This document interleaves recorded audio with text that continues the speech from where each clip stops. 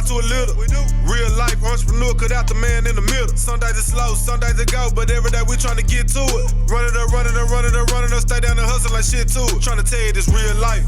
It ain't for the weak, it ain't for the sheep. I'm talking about real life. It is. Tuned in. What's going on, everybody? You rocking with the Real Life Entrepreneurs. It's your boy A1 Steel. Say we got a hot chef in here today, man. He from Louisiana, man. We got Chef Easy in this thing, man. How you doing today, Chef? Man, I'm good. This is another busy day, but I'm from New Orleans, not Louisiana. It's the same thing, yeah, but it's a whole movement down there in New Orleans. So that's why you gotta put a CD on it. Yeah. I'm from New Orleans, born and raised. You know, that's where I grew up at. Okay, so you Creole?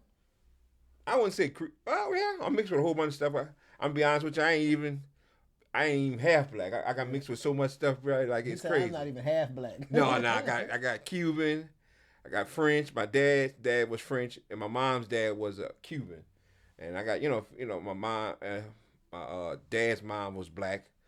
My mom's mom was Indian. So a lot of different things going on. But yeah, so how was it growing up in New Orleans? Yeah, like I said, it was an experience. I mean, like what part of New Orleans? Uptown. Uptown, New Orleans. It was an experience. Like I said, it's a whole culture down there. Like it's big. Like it's real big on culture. The way they do things, the second lines, the graveyards, and how they bury the dead and stuff. Like it's a whole different culture down there. Like people don't realize like how deep in culture it is. Yeah, I was thinking about going down there for Mardi Gras for my birthday. My birthday is in February 25th, like the week before. Week after like that Tuesday. It's an experience. You like. So I ain't never been. I always wanted to go. You know what I'm saying? But it's just man, being down in Louisiana, having to drive, because I was like, I want to drive. I don't want to have to go down there and fly. You know what I'm saying? Like, shit, it be a lot going on down there. I got to have that thing. And so we like, I feel you, bro. But like New Orleans, like I say, if you go for Mardi Gras, you want to stay in one central place, because if you move around too much, like I say, you really can't move around on Mardi Gras, I'm be honest with you. Because so many parades be going on and stuff like that. So you really can't move around. So if you get something that's a hotel that's on Canal Street or something like that, you'll be good. Like I said, they said when you get down there, you ain't no more driving your car. Yeah. It's like it's more walking. It's like shit. Your car put up. You know what I'm saying? Shit, everything put up. Yeah. So what started you getting into being a chef? Like I was raised with a big family, so it was just a necessity for us. It was a necessity. We always get around good food, because if it's nasty, they're gonna talk about you, and they're gonna let you know right then and there. It ain't right. We ain't eating it. So I learned from early. My mom, she always put a decent plate together, and it was just a must. Like I said, I went every Christmas, Thanksgiving, Mardi Gras. We always went by somebody's house, and they always had a good spread. Yeah. It was never nothing that was subpar. Right. I kid you not. It was always, I could even say restaurant quality food. Yeah. And it was, I seen it growing up. But my mom, she didn't really let me in her kitchen, because she liked to do it a certain way. Yeah. My real start was in the Navy. I went to the Navy, and I just started cooking.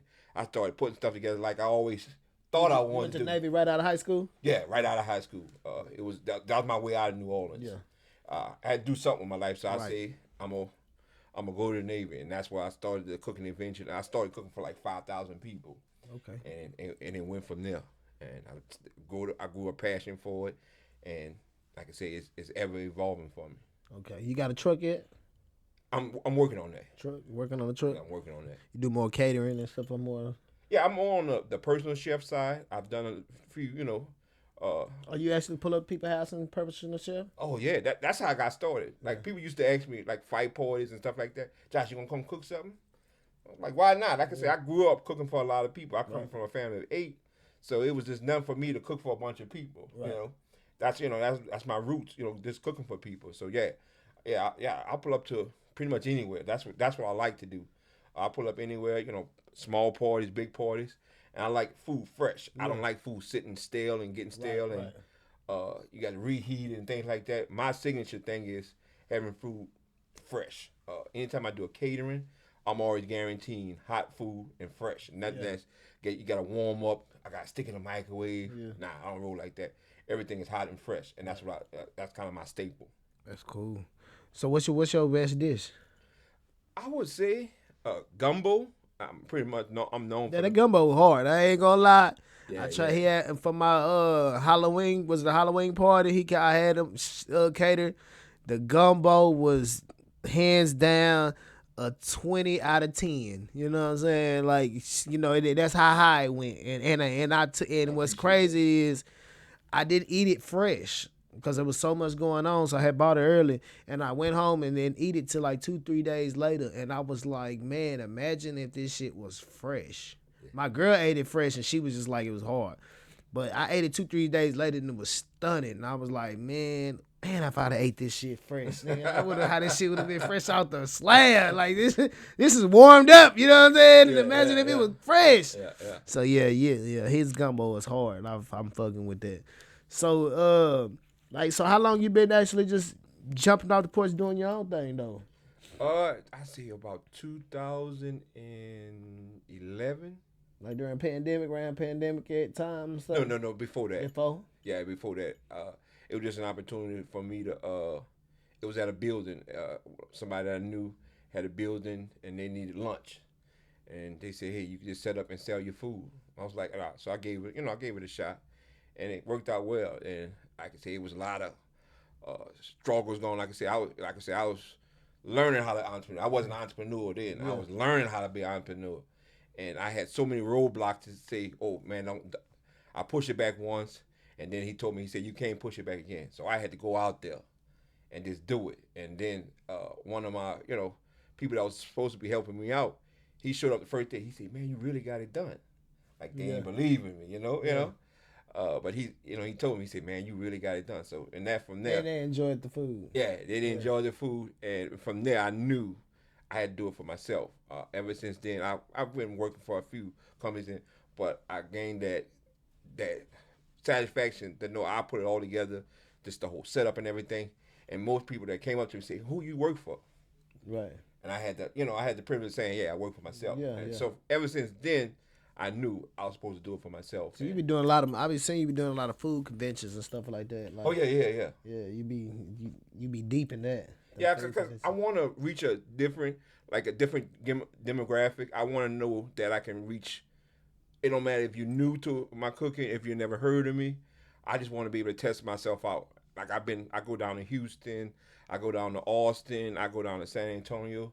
Like I say, I'm still evolving to see, okay, how does it fare in different demographics. And I'm still doing it. I still continue to put myself out there. Like yeah, that. you get that truck, it's gonna be. Oh yeah. Yeah, it's gonna elevate you. Totally. I got so many places you can pop up with that truck, boy. I appreciate that, and I'm gonna hit like, you up for that yeah, too. like, I'm hold you to that. I got hold so you to many. that. I'm telling you, I got so many places because I'm a club promoter too. So Okay, it's so many okay. clubs that ain't got nothing going. Like they ain't not be coming out and be like, bro, where's that. the food trucks? Yeah, Like where you know what I'm that. saying?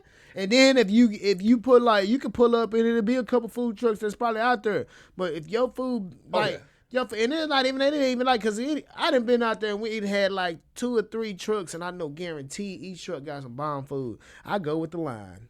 I go, who got the shortest line? I know I can win off any of these trucks, but who got the shortest line? You know what I'm saying? Yeah. So, like, it's plenty of places I can put you in, you know what I'm saying? Oh yeah. I get you a truck I'm and say, yeah, looking for for sure. opportunities like that. And like I say, I'm versatile. Like I say, I'm not the type of guy that say, oh, it's too late or it's too early. Yeah. Whenever the opportunity presents itself, I'm there. Yeah, because, man, I done had situations to where it's 12 o'clock, we finna start an after hour, and we like, man, you know anybody? Which I said, bro, it's too early, too late to be trying to call this person with a truck.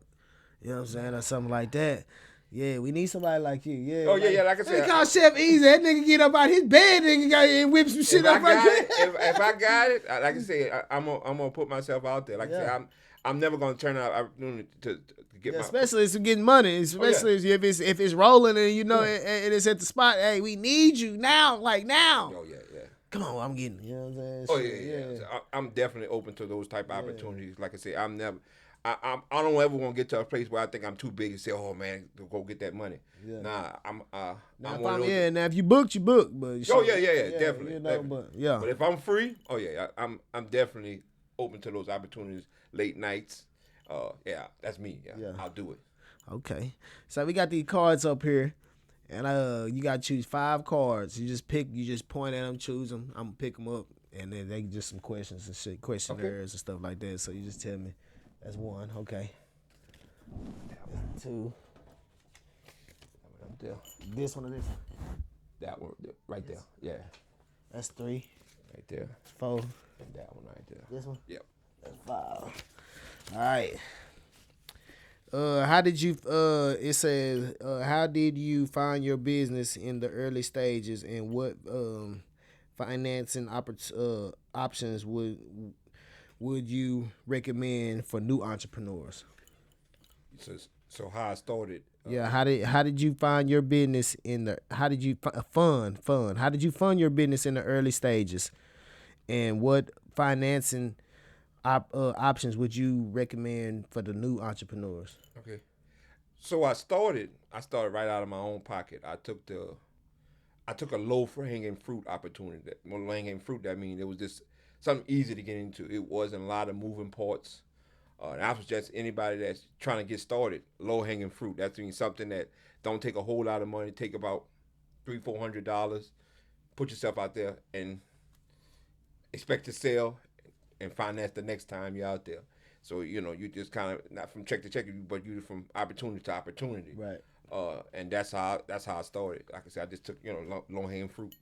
Okay. What challenge?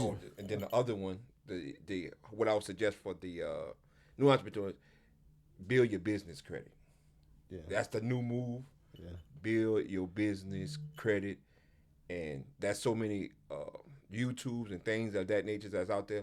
Build your business credit. Don't personate anything through your name.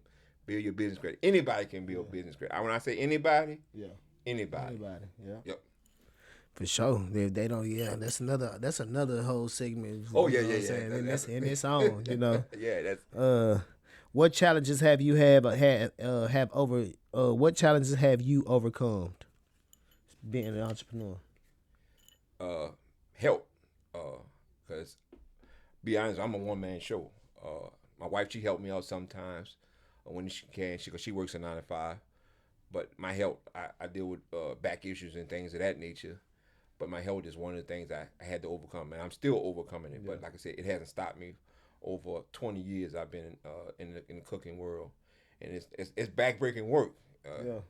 It ain't for the weak. But like I say, but I'm dedicated to what I do. So that's a constant issue for me, my health. But like I say, I'll find a way to get past your health or health. Health. Your health. Yeah, my health. Yeah, my health.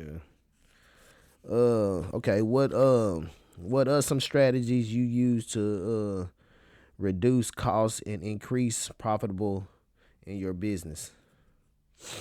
I always try to find something. I try to cater a dish where I know I can find at a cheap price for bulk.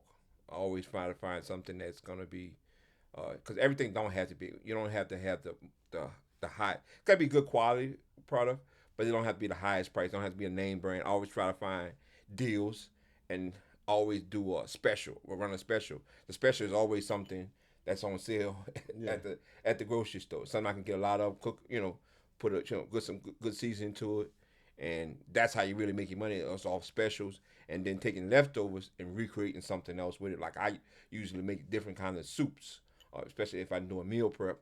Do different kinds of soup from leftovers and things like that, and just being creative on your waste and not wasting a lot of food, and knowing how to repurpose things. Okay. Okay. What makes an entrepreneur stressful? The unknown, not knowing where the next opportunity is coming from, not knowing where the next dollar coming from, not a paycheck, the next dollar, because as an entrepreneur, you don't look for a paycheck, you're looking for the next dollar. Yeah, they don't know. That's the most stressful thing, is not knowing the unknown, and not knowing, who gonna give you an opportunity, who gonna give you a shot. And then once you get there, it's seizing an opportunity to make sure everything, all those moving parts, because you like to say, when you're working for yourself, you're an entrepreneur, you got to make sure all those moving parts come together. You don't have a company that depend on you. Say, okay, all the details, we're going to take care of them, and you just go out there and work. Now, entrepreneur, you got to think about all those little things that you got to make sure it's together. So, yeah, that's the most stressful part about being an entrepreneur for me. Okay. How did you market your business when it was brand new? Word of mouth. Just like I did here. The proof is in the pudding. I'm never too big. Like I said, I don't care if I'm making $1 million. I'm still going to pull up to somebody and say, hey, taste my food. Because I just don't want you to believe what I say. Right. Proof is in the pudding. I want you to taste the food, my food, and things of that nature. That's how I always replicate myself. When I first started off, I've never put a true marketing push behind myself. Right. I've always word them out and, like I said, just pulling up and letting somebody taste my food. And then going from there, and didn't let and let my personality and the way I move, seal the deal. But that's the way I always market. Well, so what did you bring us here today? Seafood salad. It's signature. You're not gonna find it nowhere, America, nowhere in Texas, nowhere. The way I put together the things, the way I put it together. If I told you, you probably still couldn't replicate it because, like I say, it's just a recipe that's been perfected for over years, and it's actually one of the first things I ever sold. So I brought it to a party, and they said, "Man, you should sell this." I was like, "Sell it?" He said, "Yeah, we'll pay for this." And like I say, I wasn't an entrepreneur, but I was like, I said, why not? And this is actually one of the first things I ever. Well, we gonna try it on. We gonna try it on her and see. You know, what I'm saying? Just put it with crackers. Yeah, he got the crackers with it. Just like a regular turkey salad or tuna salad or something like that. Yeah. It's a seafood salad. Yeah. So we gonna try and see what it's hitting for. You know what I'm saying? Yeah. I'm gonna let y'all know what it's hitting for. Yeah. Be honest. Like I say, I can take it. I read the honesty. I don't want nobody to hype me up. And then they have me out here looking crazy. Cause I fuck with it. Like I'm a turkey salad head. Like like Thanksgiving, boy, I had my mama cook a whole turkey just for the turkey salad. Just, you know what I'm saying? Like, hey, yeah, this is my turkey. And I need you to make a turkey salad with it. You know what I'm saying? Yeah. So, yeah, I'm going to let you know. Let's see.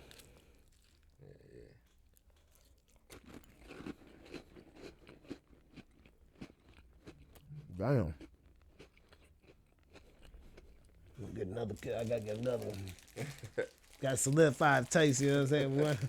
One more day, you know what I'm saying? Like I say, that recipe is tried and true. Like I say, I just gotta find the right opportunity to get it in stores. Because like I said, they ain't making it like that in nobody's store. Yeah, it's hard, y'all. I guarantee you. I ain't even gonna lie. This need to be in the stores. I would go get this.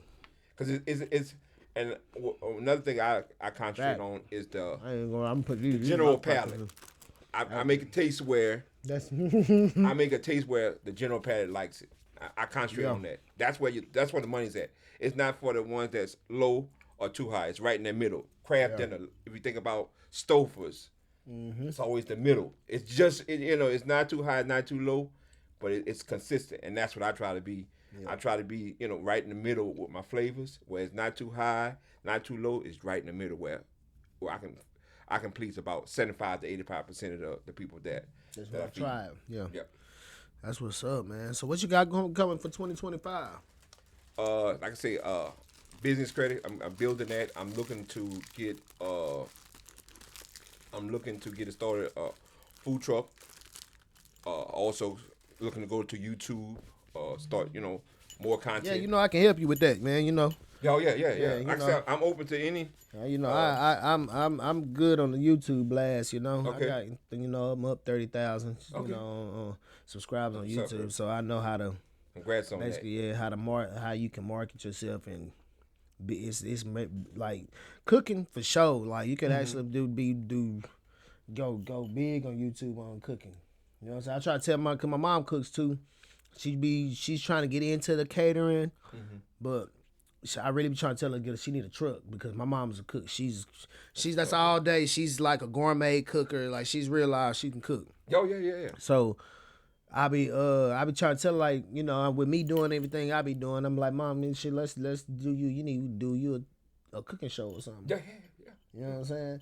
So like, you can jump in that lane, man. Do like they're not like it's not that much of that going on YouTube. So it's a lane that's not oversaturated. Yeah. You know what I'm saying? So setting up a camera up in your house and you just whipping up a cooking show like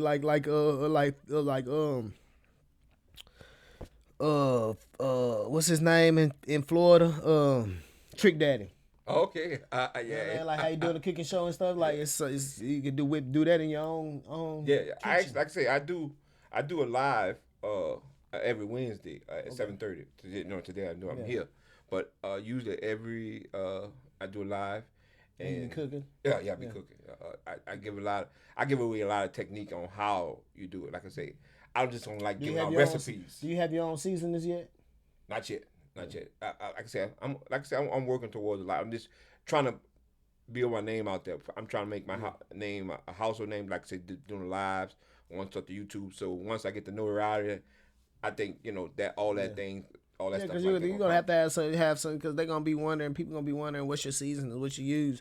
Yeah. So eventually you're gonna have to have you slap some seasons together, slap a label on that motherfucker. You know what I'm saying? And I do that on a regular basis. Like I put different seasons because I never want to use something straight out of a container because, like I said, it tastes like if I'm just using straight Old Bay. Yeah, you're gonna taste it. You're gonna taste it. Like you're gonna be able to tell I'm using straight Old Bay. I like to use different blends. And I know, you need a little bit of that, and once it come together, and that's what the flavors. When I build, when you taste it, it's different. That's how you need to put together. You need to take a little bit of that, and slap a label on that motherfucker. That's Chef Easy, goddamn sauce. Yeah. You're right, bro. You're right. And every show, you got your sauce, and you're selling your sauce on the show. They ain't even got to buy a plate. They gonna want to buy their seasoning. Yeah, that's true. You know what I'm saying? That's true. Especially if they didn't taste the food already. They gonna want to buy the seasoning. Yeah. You know what I'm saying? Yeah. So that's where it's gonna all shake down because they gonna still buy the food too, but really off the online you can't just really ship no food and stuff like that. That's where they're gonna get. That's like for people that's from out of town, they're gonna be like, well, damn, let me get the seasoning off there. Yeah. So that's live though. You got to get into that, man. And when you ready to get in that, just let me know. You know what I'm saying? Yeah. I definitely let you know. Like I said, I definitely tap in with you. Like I said, I'm looking for any and every opportunity so I can grow. Or somebody that's been there and done that. Like I say, I'm up for it. Right. I'm never that person that's gonna say I'm too big or I know it all. Nah. It's something I can learn from anybody. Business, yeah. So man, shit, we sure appreciate you pushing up on us, man. You know what I'm saying? Make sure y'all really tap in with him. Tell him all the platforms that you got. Let him know. The biggest thing I got right now is my digital card.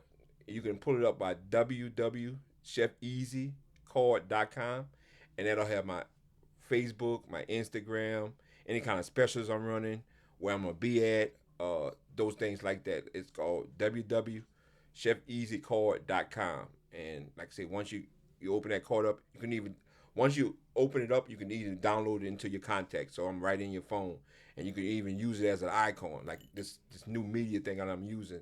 But chefeasycard.com, and like I said, that'll have my J Web on there, my Chef Easy web, Facebook, and then my Chef Easy 82 Instagram. That'll have that on there. But like I say, just download the www.chefeasycard.com, and that's everything you need to know about Chef Easy right there. Okay. Man, we sure appreciate you pushing up on us, man, today, man. And you are a real life entrepreneur for sure, man. And it's your boy A1 Still, and we out this thing, man. Hey. Running, stay down and hustle like shit too. Tryna tell you this real life. It ain't for the weak, it ain't for the sheep. I'm talking about real life. Tuned in to RLE TV. Tryna tell you this real life.